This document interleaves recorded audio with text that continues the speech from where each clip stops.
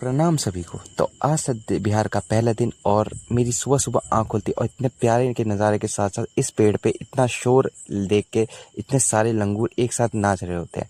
उसके बाद मैं निकल जाता हूँ बिहार की जो प्रक्रिया सुबह सुबह होती है लोटा लेके।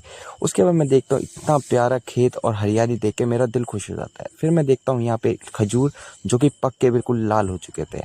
उसके बाद मैं और मेरा दोस्त आए थे फुलवारी में, जहाँ पे इतने सारे आम के पेड़ और जो कि पक चुके हैं, लेकिन हम वो तोड़ नहीं सकते क्योंकि वो किसी और के थे। फिर मैं देखता हूँ खाजा खाजा, लेकिन जो आ चुका था बिल्कुल उसमें से अब हम टाइम हो चुका था। उसके बाद मैं पहुंच जाता हूँ घर पे, जहाँ पे मैं लकड़ियाँ इकट्ठा करने लग जाता हूँ क्योंकि खाना बनाना भी बहुत ज़रूरी था। फिर मैं पहुंच जाता हूँ द्वारी पे इतना प्यारा मौसम देख के सोचा रिकॉर्ड कर लूँ। फिर मैंने देखा कि यहाँ पे अनार अनार इतने सारे हो चुके थे एक साथ बिल्कुल। फिर पहुंच जाता हूँ खाना खाने, क्योंकि बना दिया था खाना और सोचा रिकॉर्ड कर लूँ, लेकिन रोटी निकल गई। उसके बाद मैं पहुंच जाता हूँ आराम करने दोपहर में।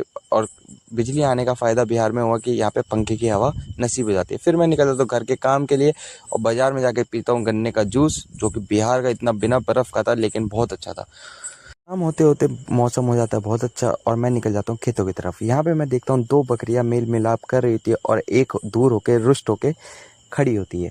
फिर इतने में मैं देखता हूँ तीन कुत्ते एक तरफ देख के पता नहीं क्या ही देख रहे होते हैं।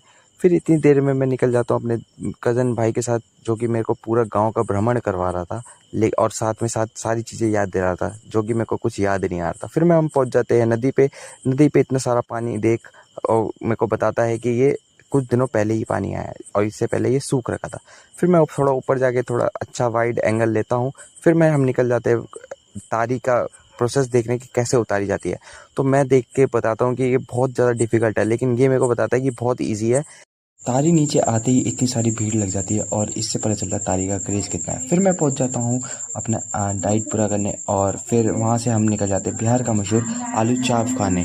फिर इसी के साथ करते हैं अपनी दिन की